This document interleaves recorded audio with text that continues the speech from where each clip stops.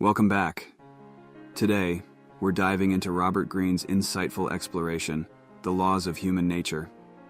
This book is more than words on pages. It's your guide to profound self-awareness, enhanced emotional intelligence, and mastering the art of understanding others. With 18 transformative laws to cover, are you ready to elevate both your personal and professional life? Let's delve in. In the opening chapter of a profound exploration into human behavior, we are introduced to a captivating concept. Picture this: a renowned scientist, at the pinnacle of his career, makes a grave error in his research.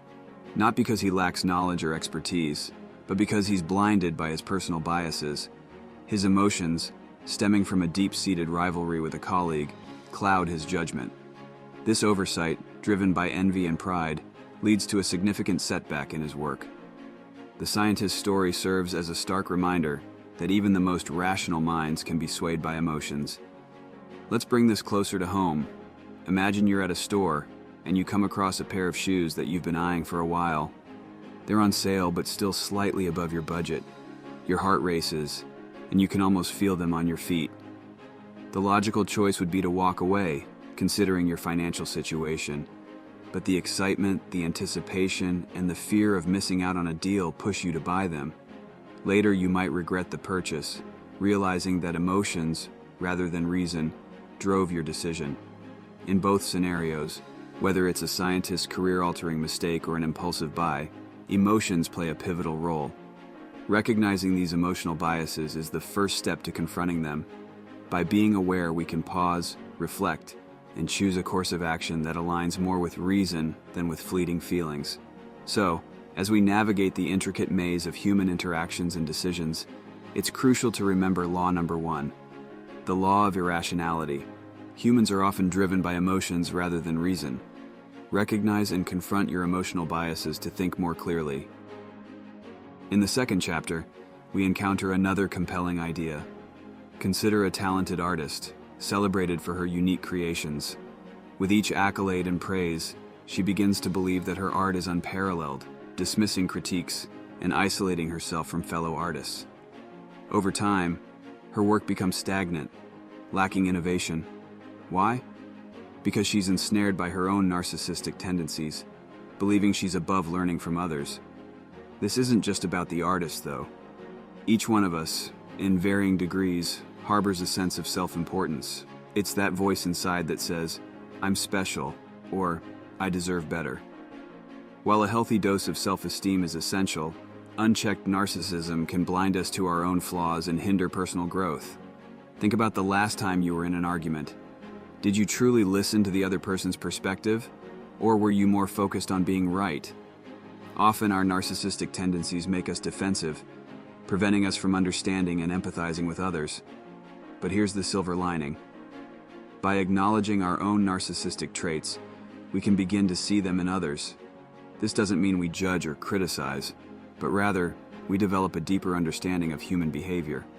We start to see that the colleague who constantly seeks validation might be battling insecurities, or the friend who always wants to be in the spotlight might be craving genuine connection. As we journey through life's complex web of relationships and self-reflection, it's vital to grasp law number 2, the Law of Narcissism. Everyone has narcissistic tendencies. By recognizing these tendencies in ourselves, we can develop empathy and understand others better. In the third chapter, a fascinating revelation awaits. Picture a seasoned politician, skilled in the art of diplomacy. In public, he's the epitome of grace, charm, and wit. Behind closed doors, however, he's a different person, more relaxed, candid, and sometimes even vulnerable. This duality isn't unique to him. It's a dance we all partake in, consciously or unconsciously, as we don various masks to fit into the roles society expects of us. Reflect on your own life. At work, you might be the assertive leader, while at home you play the role of a caring parent or a supportive partner. At a reunion, you might become the nostalgic school kid, laughing at old jokes and reminiscing about past adventures. These roles, while sometimes necessary, can often distance us from our true selves. Consider a social gathering. You meet someone who seems overly confident, dominating every conversation. Instead of dismissing them as arrogant, if you understand the law of role-playing, you might see beyond the facade. Perhaps this person feels the need to project confidence to mask their insecurities. The key is not to judge or pigeonhole people based on the roles they play, but to understand the motivations behind them. By doing so, we not only navigate social situations with greater ease, but also connect more deeply with our own authentic selves. It's about peeling back the layers, understanding the masks we wear, and recognizing the same in others. As we continue our exploration into the myriad facets of human behavior, it becomes imperative to internalize law number 3, the law of role-playing. People often wear masks to fit into societal roles. By understanding these roles, we can better navigate social situations and connect with our authentic selves. In the 4th chapter, we delve into a realm that many might find eerily familiar. Imagine a friend who, every time they're faced with a challenging decision, opts for the path of least resistance, avoiding confrontation at all costs.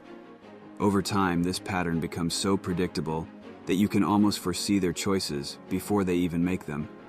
This isn't some psychic ability, it's an understanding of the law of compulsive behavior. Every individual, driven by their past experiences, beliefs, and fears, exhibits certain behavioral patterns. The colleague who consistently takes credit for others' work, the neighbor who always has a tale of woe, or the family member who invariably turns a casual conversation into a heated debate. These aren't random occurrences but reflections of deeply ingrained habits and compulsions.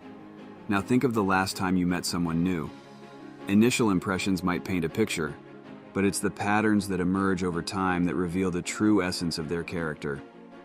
If someone consistently displays kindness, regardless of the situation or the people involved, it's a strong indicator of their genuine nature.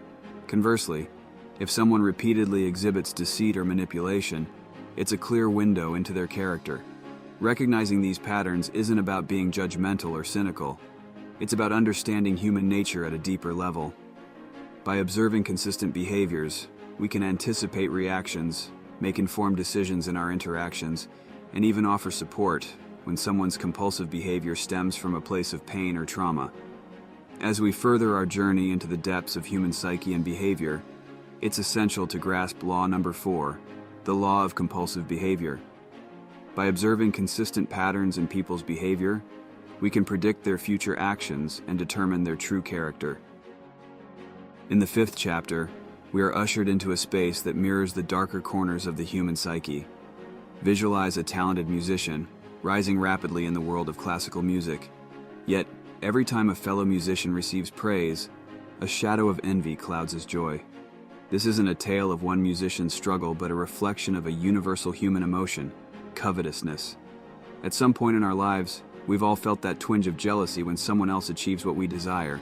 It could be as trivial as a friend getting the latest smartphone, or as significant as a colleague receiving a promotion we've been eyeing. These feelings, while natural, can become corrosive if left unchecked. Consider a social event where you share a recent achievement, only to notice a friend's forced smile and lukewarm congratulations. Understanding the law of covetousness, you might recognize their response as a manifestation of their own insecurities or desires, rather than a reflection of your relationship. But it's not just about identifying these feelings in others. It's equally crucial to confront and understand them within ourselves. Why does a friend's success trigger envy? Is it a reflection of our own insecurities or unfulfilled ambitions? By introspecting and addressing the root causes of our covetous feelings, we can transform them into motivation to achieve our own goals or into genuine happiness for others. As we delve deeper into the labyrinth of human emotions and interactions, it becomes crucial to comprehend law number 5, the law of covetousness. People are often envious and insecure. Recognize these emotions in others to navigate social situations and in yourself to overcome them. In the 6th chapter, we are introduced to a phenomenon that resonates with the immediacy of our times. Picture a business leader who, in a bid to boost quarterly profits, cuts corners and compromises on product quality. Initially, the profits soar, but soon customer trust dwindles, and the brand's reputation suffers. This isn't mere misjudgment, it's a clear demonstration of the law of shortsightedness. Human nature, often driven by the desire for instant gratification, tends to prioritize the present moment, sometimes at the expense of the future. The student who chooses a night out over preparing for an important exam the city planner who prioritizes rapid development over sustainable growth, or the individual who indulges in unhealthy habits, dismissing potential long-term health repercussions. These decisions, while seemingly beneficial or harmless in the short run, can have lasting consequences. Reflect on the annals of history. Empires that fell because leaders became complacent, businesses that went bankrupt due to lack of innovation, or societies that crumbled because they didn't anticipate future challenges. History, in its vast wisdom, offers lessons on the perils of short-sightedness. Embracing this law involves cultivating a broader perspective. By studying past behaviors, outcomes, and historical events, we equip ourselves with the foresight to make decisions that benefit us in the long run. It's about balancing the demands of the present with the potential of the future, ensuring that our choices stand the test of time. As we continue to decipher the complexities of human behavior and decision-making, it's imperative to internalize Law number 6, the Law of Shortsightedness. People tend to react to immediate circumstances without considering the long-term consequences. By studying history and past behaviors, we can make better decisions for the future. In the 7th chapter, we step into a realm that many might find uncomfortably familiar. Imagine a friend who, when confronted about a mistake, immediately deflects the blame or offers a barrage of excuses. Instead of acknowledging the oversight, they become a fortress, impenetrable to any form of critique. This isn't mere stubbornness, it's a vivid illustration of the Law of Defensiveness. At the heart of every individual is a deeply ingrained need for self-worth and validation. The colleague who bristles at feedback, the partner who shuts down at the slightest hint of criticism, or the family member who becomes argumentative when their beliefs are questioned. These reactions aren't just about the issue at hand. They're protective mechanisms triggered when one's self-image feels threatened. Consider a time when someone pointed out a flaw or mistake of yours. The immediate instinct for many is to defend oneself, to justify actions, or to shift the focus elsewhere. This natural defensiveness can hinder growth, communication, and understanding. However, understanding this law offers a powerful tool for communication. By validating someone's feelings or self-worth before delving into critique or sensitive topics, you can lower their defenses. It's akin to offering a reassuring hand before discussing a difficult subject. When people feel valued and understood, they become more receptive, open to dialogue, and less likely to retreat into defensive postures. As we navigate the intricate dance of human interactions, where every step can either foster connection or create distance, it's essential to embrace Law number 7, the Law of Defensiveness. People are naturally defensive, especially when their self-image is threatened. Validate their self-worth to lower their defenses and make them more receptive. In the 8th chapter, we venture into a shadowy corridor of the human psyche. Envision an aspiring writer, brimming with ideas and passion. Yet, every time they sit down to pen their thoughts, a voice inside whispers, "You're not good enough," or "Who would want to read this?" Despite their potential, they never publish their work. This isn't mere procrastination, it's a poignant example of the Law of Self-Sabotage. Deep within the recesses of our minds lie entrenched mental habits and beliefs, many of which have been with us since childhood. The entrepreneur who hesitates to take a calculated risk due to a fear of failure, the individual who shies away from relationships because of past heartbreak, or the artist who constantly second-guesses their creativity. These aren't just quirks or personality traits, they're self-imposed barriers that prevent us from realizing our full potential. Reflect on moments in your life when you felt you were on the brink of something great, only to pull back or divert course. Often, it's not external factors, but our own internalized beliefs and fears that hold us back. These self-sabotaging tendencies can be like chains, keeping us anchored to past failures or perceived inadequacies. However, the beauty of this law lies in its inherent message of hope. By recognizing and challenging these patterns, we can rewrite our internal narrative. It's about replacing self-doubt with self-belief, fear with courage, and hesitation with action. By aligning ourselves with positive forces and opportunities, we can break free from the shackles of self-sabotage and chart a path towards our true desires and aspirations. As we journey deeper into understanding the often conflicting forces within us, it becomes crucial to internalize law number 8, the law of self-sabotage. Our mental habits and internalized beliefs can hold us back. By changing these patterns, we can align ourselves with more positive forces and opportunities. In the 9th chapter, we are led into the dimly lit recesses of the human soul. Picture a well-respected community leader, known for their kindness and generosity. Yet, under the stress of a personal crisis, they exhibit behaviors that shock those around them. Sudden outbursts, irrational decisions, or even acts of cruelty. This isn't a mere lapse in character, it's a manifestation of the law of repression. Deep within every individual lies a reservoir of suppressed desires, fears, and traits, often referred to as the shadow self. The diligent worker who occasionally harbors fantasies of rebellion, the doting parent who sometimes wishes for freedom from their responsibilities, or the pacifist who feels flashes of rage. These aren't anomalies. They're parts of our psyche that we've pushed into the background, deeming them unacceptable or incompatible with our self-image. Think of times when you've surprised yourself with a thought or action that seemed out of character. These moments, often triggered by stress or unexpected situations, are glimpses of our repressed selves breaking through the surface. The challenge and the transformative power of this law lies in its call to action. Instead of shunning or fearing our shadow, we are encouraged to confront and integrate it. By acknowledging and understanding these repressed aspects, we can harness their energy, channeling it into creativity, passion, and even greater resilience. It's a journey towards wholeness, where we embrace the full spectrum of our being, achieving a level of authenticity and power that's truly liberating. As we delve deeper into the multifaceted nature of the human spirit, striving for self-awareness and growth, it's pivotal to embrace law number 9, the law of repression. Everyone has a dark side or shadow self. By confronting and integrating this aspect of ourselves, we can achieve greater authenticity and power. In the 10th chapter, we are beckoned into a space that mirrors a sentiment many grapple with, often in silence. Visualize a talented musician, proficient and passionate, yet constantly overshadowed by the rising fame of a peer. Instead of focusing on honing his craft, he becomes consumed with jealousy, constantly comparing and belittling his own achievements. This isn't a mere competitive spirit gone awry, it's a vivid portrayal of the law of envy.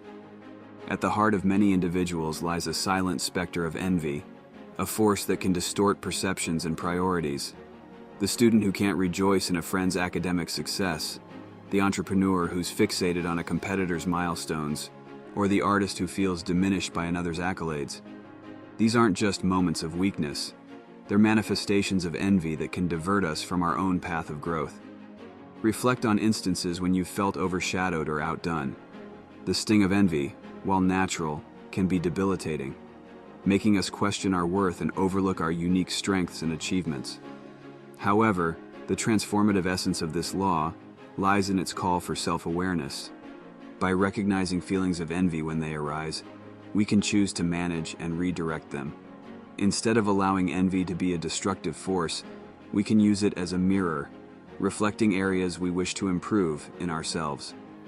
It's about shifting the focus from external comparisons to internal growth, harnessing our unique strengths, and celebrating our individual journey. As we continue to navigate the intricate tapestry of emotions and motivations that define our human experience, it becomes essential to internalize law number 10, the law of envy. Envy can blind us to our own potential. Recognize and manage feelings of envy to harness your own unique strengths. In the 11th chapter, we ascend to the dizzying heights of human ego, only to be reminded of the precipice that often awaits. Picture a tech mogul, having achieved a series of successes, who begins to believe they can do no wrong. Every venture, in their eyes, is destined for greatness, and every decision is infallible. Yet, when they launch a product without proper research, it fails spectacularly. This isn't just an oversight, it's a stark lesson from the law of grandiosity. Within many individuals, especially after a string of achievements, lurks the danger of excessive pride or grandiosity. The athlete who, after a winning streak, neglects training, the author who dismisses editors believing their work is beyond critique, or the entrepreneur who takes reckless risks, buoyed by past successes. These aren't mere lapses in judgment. They're the trappings of grandiosity, which can blind one to potential pitfalls. Think back to a time when you felt invincible, perhaps after a significant accomplishment. That surge of confidence, while empowering, can also skew our perception, making us overlook details, dismiss valuable feedback, or underestimate challenges. The essence of this law is a call for balance. While confidence and self-belief are vital for success, they must be tempered with humility and a realistic understanding of our capabilities. It's about celebrating our achievements without losing sight of our limitations. By staying grounded, we can navigate our path with both ambition and caution, ensuring that our successes are sustainable and our downfalls are recoverable. As we journey through the peaks and valleys of ambition, success, and self-awareness, it's crucial to embrace law number 11, the law of grandiosity. Excessive pride or grandiosity can lead to a downfall. Stay grounded and maintain a realistic view of your capabilities. Throughout history, societies have often delineated strict roles based on gender, prescribing certain behaviors and expectations. The man who is expected to always take the lead, showcasing unwavering resolve, or the woman who is often nudged towards caregiving roles, sidelining her potential leadership qualities. These aren't mere societal expectations, they're manifestations of gender rigidity, limiting the vast spectrum of human capabilities. Consider the broader landscape. How often do we see professions or roles stereotypically associated with one gender? The realms of technology, leadership, or heavy industries often skewed towards men, while caregiving, education, or certain arts are perceived as more feminine domains. Such delineations not only limit individual potential, but also stifle innovation and diversity in these fields. The essence of this law is a call for adaptability and balance, recognizing that both masculine energies, often associated with leadership, strategy, and action, and feminine energies, linked with collaboration, intuition, and creativity, exist within each of us, irrespective of our gender. By acknowledging and harmonizing these energies, we can break free from traditional molds, allowing us to tap into a richer array of skills and perspectives, fostering a more inclusive and dynamic society. As we continue to challenge and redefine traditional norms, seeking a deeper understanding of our multifaceted capabilities, it's essential to internalize law number 12, the law of gender rigidity. Both masculine and feminine energies exist within everyone. Embrace and balance these energies for a more harmonious existence. In the 13th chapter, we are drawn into a vast expanse that many inadvertently traverse. Picture a ship, majestic and robust, yet adrift at sea without a compass or destination. Similarly, imagine an individual, equipped with skills and potential, but wandering through life without a clear goal or passion. This isn't mere indecisiveness, it's a reflection of the law of aimlessness. Throughout the annals of history and literature, we find tales of individuals who, despite possessing immense talent or resources, find themselves lost, simply because they lack a clear purpose or direction. The artist who jumps from one medium to another without mastering any, the entrepreneur who hops between ventures without seeing one to fruition, or the student who switches majors multiple times, seeking a fit. These aren't just phases of exploration. They're symptoms of aimlessness that can lead to a life of perpetual dissatisfaction. Now think about moments in your life when you felt the most driven, passionate, or fulfilled. More often than not, these are times when you had a clear goal, purpose, or mission guiding your actions. The beauty of this law lies in its call for introspection and clarity. It nudges us to seek our true calling, to find that inner compass that gives direction to our endeavors. By identifying and committing to our life's mission, we not only give structure and direction to our actions, but also align ourselves with a deeper sense of fulfillment. It's about moving from aimless wandering to purposeful journeying, ensuring that every step, even if challenging, is a stride towards our true destiny. As we sail through the vast ocean of life with its myriad possibilities and crossroads, it becomes paramount to embrace law number 13, the law of aimlessness. Without a clear purpose, we drift aimlessly. Find and follow your life's mission to achieve fulfillment and direction. In the 14th chapter, we are ushered into a realm that resonates with the collective experiences of many. Visualize a boardroom where a proposal is being discussed. One by one, members nod in agreement, even those who harbor reservations.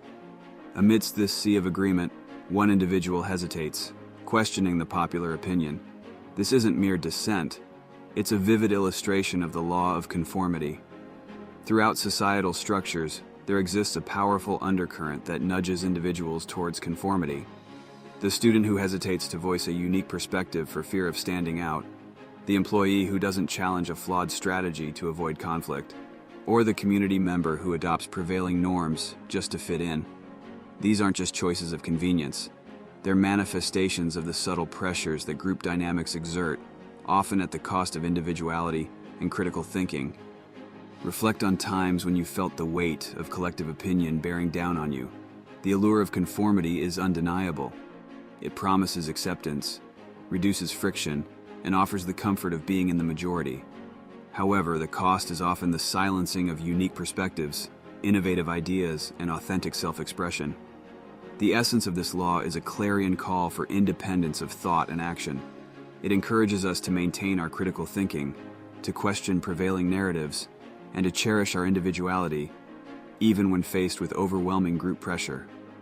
It's about recognizing the value of diverse voices and the strength that lies in authentic, informed dissent.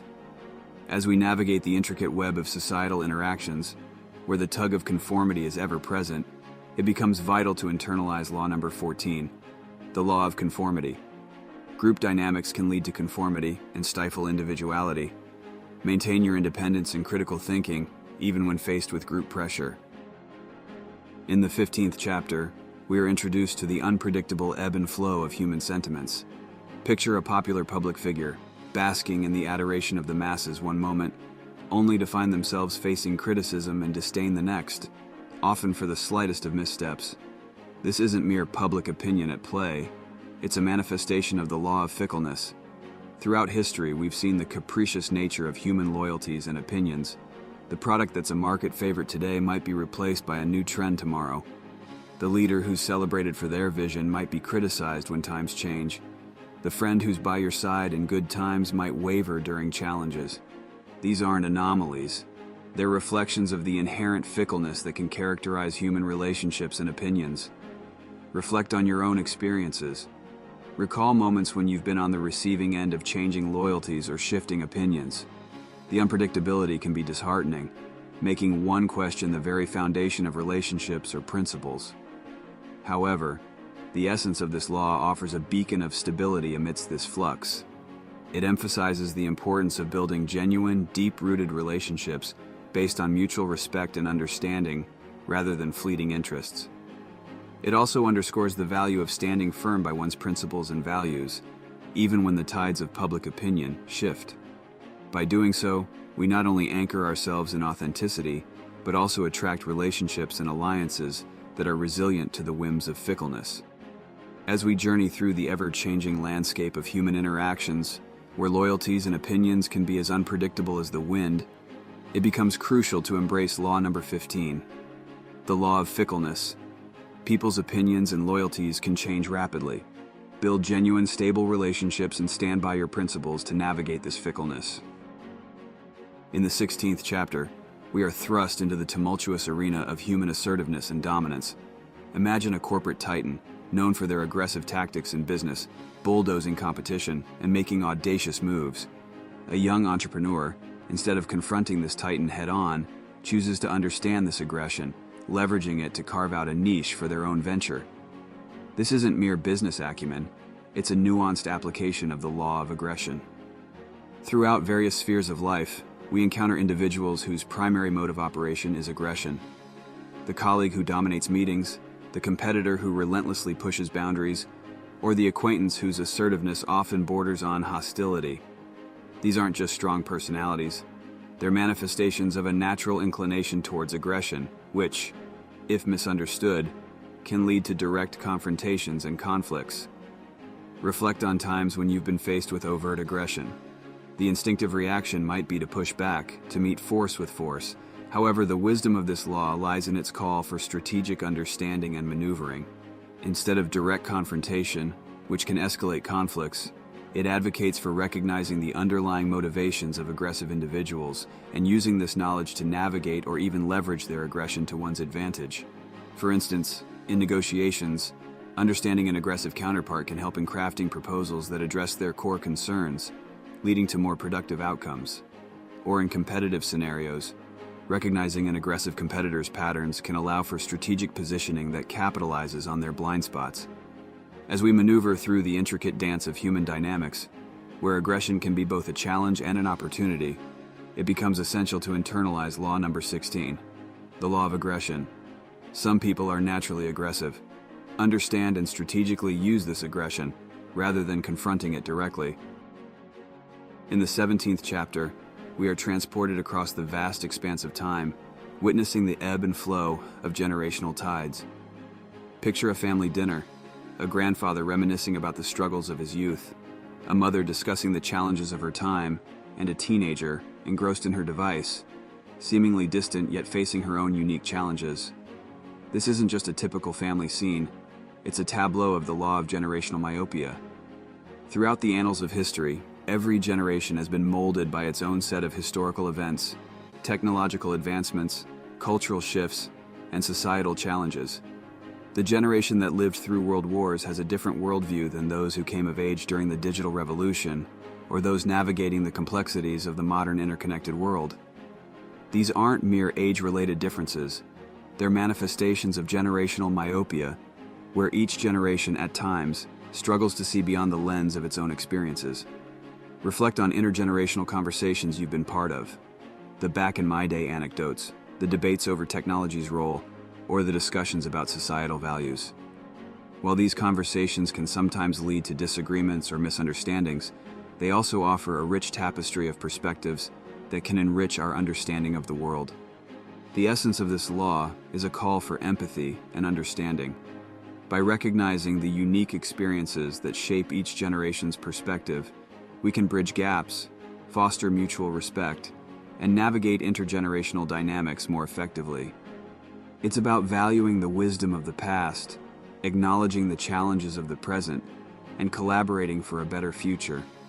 As we journey through the continuum of time, interacting with diverse generational viewpoints, it becomes pivotal to embrace Law number 17, the Law of Generational Myopia. Every generation has its own perspective, shaped by historical events. Understand these perspectives to better navigate intergenerational dynamics. In the final 18th chapter, we are gently ushered to the edge of life's most profound precipice.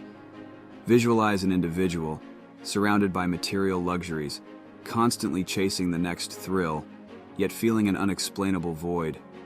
On a quiet evening, a brush with mortality, a fleeting health scare, forces them to confront their own impermanence. This isn't just an existential crisis, it's a revelation brought forth by the law of the death denial. Throughout human history, civilizations have crafted myths, rituals, and monuments, all in an attempt to grapple with the enigma of mortality. The pharaohs built pyramids, hoping for immortality. Modern society often chases youth through technology and medicine. These aren't just cultural or personal quirks. They're manifestations of our collective denial of death, which can sometimes lead us to live on the surface, avoiding deeper reflections. Think about the moments when life's fragility becomes palpable: a loved one's passing, a global crisis, or personal encounters with vulnerability.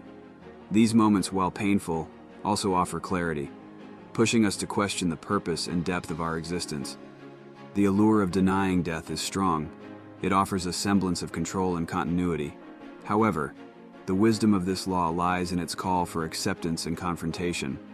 By acknowledging and accepting the inevitability of death, we are propelled to seek meaning, to forge genuine connections, and to cherish the transient beauty of life. It's about moving from a life of mere existence to one of purpose and depth, ensuring that our time, however limited, resonates with significance. As we navigate the intricate tapestry of human existence, with its joys, sorrows, beginnings, and endings, it becomes essential to embrace Law number 18, the law of the death denial. Denying our mortality can lead to a shallow existence. By confronting and accepting the inevitability of death, we can live more profound and meaningful lives. After diving deep into the laws of human nature with me, you've now unlocked the tools for heightened self-awareness and understanding of others. These insights empower you to strategize more effectively, enhance your emotional intelligence, and even spot undue manipulation. Whether it's for personal growth, bettering relationships, or excelling in the professional world, Greene's wisdom is transformative. Thanks for watching. If you enjoyed this video and found it helpful, don't forget to hit that subscribe button and turn on the notification bell so you never miss an update. And if you liked what you saw, a like would mean the world to me. It helps support the channel and lets me know you want to see more content like this. Thanks again, and I'll see you in the next video. Peace.